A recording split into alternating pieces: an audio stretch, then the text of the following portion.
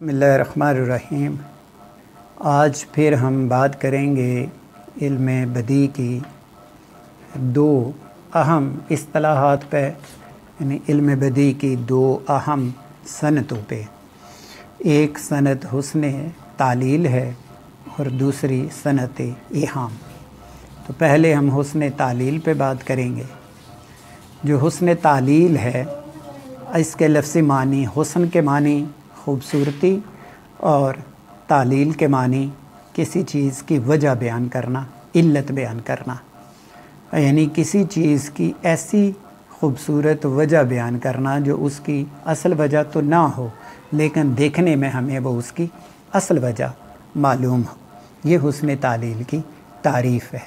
एक दफ़ा फिर मैं हुस्न तालील की आपको तारीफ़ बता देता हूँ कि हुस्न तालील इल्म बदी की ऐसी सनद है जिसमें किसी बात की, किसी काम की एक ऐसी वजह बताई जाए जो उसकी असल वजह ना हो, लेकिन जो शायर उसकी वजह बताए वो इतनी खूबसूरत हो कि वो असल वजह के बहुत करीब लगे। मसलन जनरली ये होता है कि जब पहाड़ों पे जब बारिश होती है, पहाड़ों पे बारिश पड़ती है, पानी कहीं ना कहीं जमा हो जाता है और फिर वो उसी पहाड़ के किसी साइड से या किसी एक तरफ से चश्मे की सूरत में निकल पड़ता है और इस तरह चश्मे बनते हैं। लेकिन एक शायर इसकी कोई और ही खूबसूरत वजह बताता है। अब शायर कहता है कि लोग कहते हैं जिसे चश्मा ज़रा गौर करो, लोग कहते हैं जिसे चश्मा ज़रा गौर करो, कोई कोहसार किसी की याद में रोया होगा। अब शायर ने यहाँ पर चश्मे की वजह पहाड़ का रोना करार दिया है। इसी तरह बाहर का मौसम आता है, फूल खिलते हैं, उस पर फिर शबनम के कतरे भी पड़ते हैं, सूरज की किरणें उस पर पड़ती हैं और वो कतरे चमक उठते हैं। लेकिन शायर ने इसकी कोई और ही वजह बताई है। शायर ये कहता है कि अश्कों से तर है फूल की हर एक पंखड़ी, अश्कों से तर है फूल की हर एक पंखड़ी, कौन रोया है थाम के दामन बहार का। तो यहाँ पर उन शबनम के कतरों को शायर ने किसी के आंसू करार दिया है। अल्लामा इकबाल का एक बड़ा खूबसूरत शेर है कि बरगे गुल पे रख गई, बरगे गुल पे रख गई शबनम का मोती बादे सुबह, बरगे गुल पे रख गई शबनम का मोती बादे सुबह, और उस मोती को चमकाती है सूरज की किरण।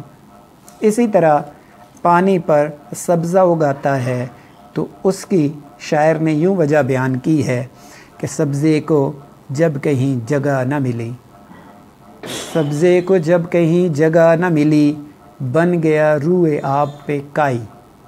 शायर कहता है कि जब सब्ज़े को ज़मीन पर जगह नहीं मिलती उगने के लिए तो वो पानी पे उग आता है।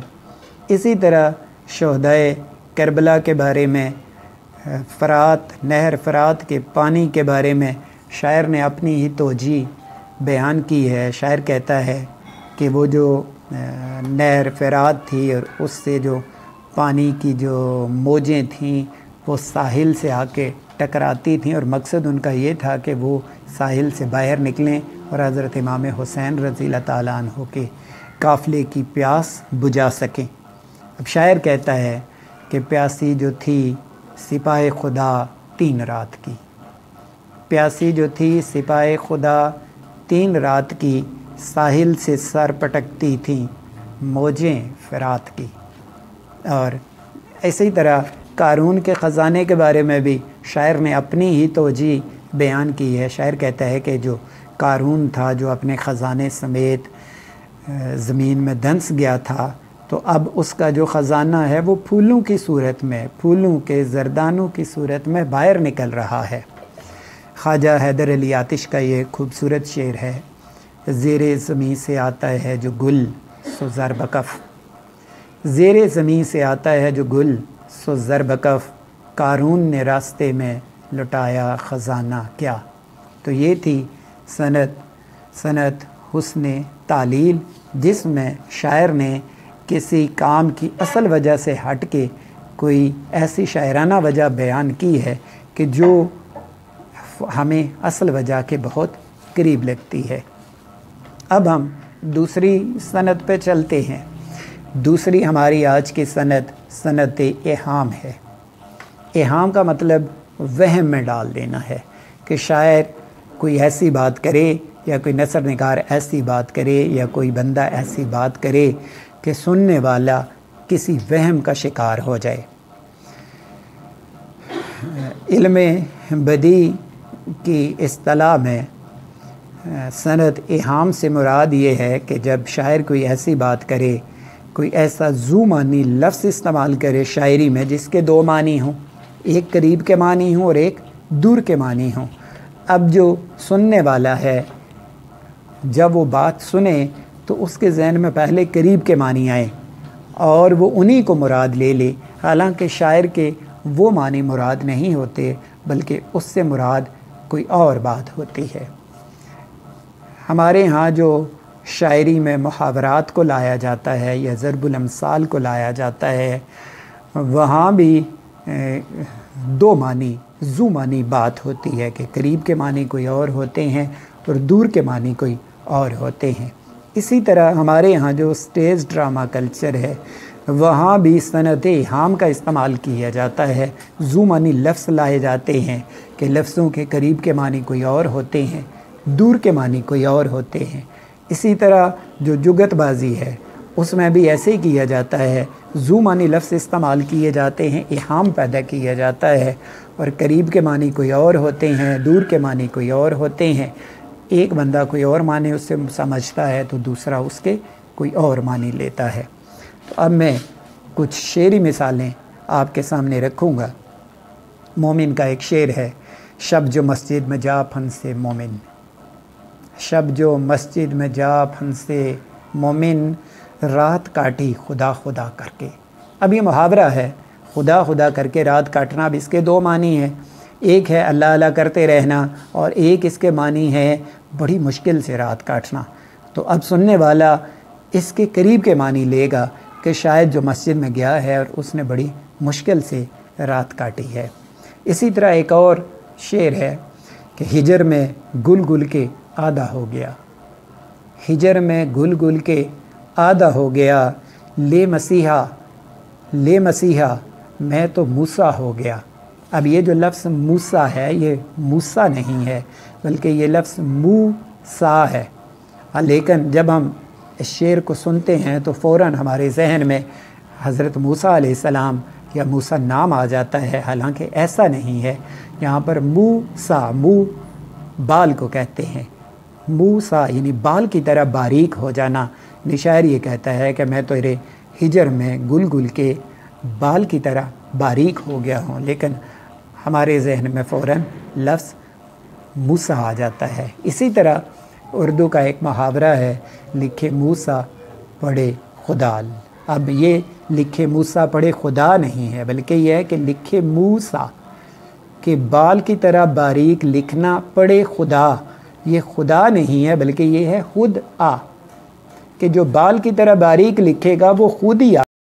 अब इहाम की कुछ और मिसालें देख लेते हैं जो ज़रबुल अमसाल की हैं या मुहावरात की हैं। मसलन एक शायर कहता है कि हिना मलमल के जो दरिया में बहाते हो, हिना मलमल के जो दरिया में बहाते हो, सितम करते हो जालिम आग पानी में लगाते हो।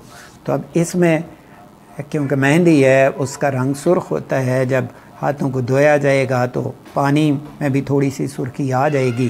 तो शायर ये कहता है कि ए जालिम तू पानी में आग लगा रहा है।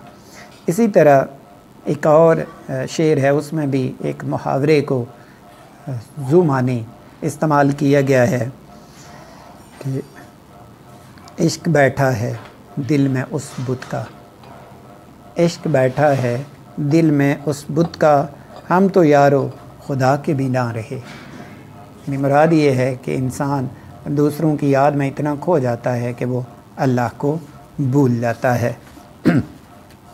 इसी तरह एक और शेर है, उसमें भी मुहावरा इस्तेमाल किया गया है। उसमें भी इहाम के मानी निकलते हैं, दो मानी निकलते हैं कि लिख कर ज़मीं पे नाम हमारा मिटा दिया। लिख कर ज़मीं पे नाम हमारा मिटा दिया। उनका था खेल खाक में हमको। इसी तरह एक और शेर है, उसमें भी शायर ने ज़ू मानी लफ्ज़ इस्तेमाल किए हैं कि आँख न लगने के सबब से अहबाब ने आँख लग जाने का चर्चा किया।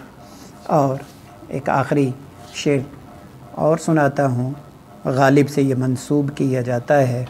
तो इसमें भी शायर ने इहाम, सनद इहाम का इस्तेमाल किया है। ज़ू मानी मुहावरा लाया है कि जी खुश हुआ मस्जिद वीरान देखकर। जी खुश हुआ मस्जिद वीरान देखकर, मेरी तरह खुदा का भी खाना ख़राब है। तो खाना ख़राब होना के दो मानी हैं। एक होता है किसी चीज़ का बर्बाद होना, और एक किसी चीज़ का बर्बाद होना होता है, और एक है किसी चीज़ का बेरौनक हो जाना है। तो ये था हमारा आज का मौजू। दो इल्म बदी की दो अहम सनतों पे मैंने बात की, सनत हुस्न तालील और सनत इहाम। तो इंशाअल्लाह अगले लेक्चर में फिर मुलाकात होगी। तब तक के लिए इजाज़त, खुदा हाफ़िज़।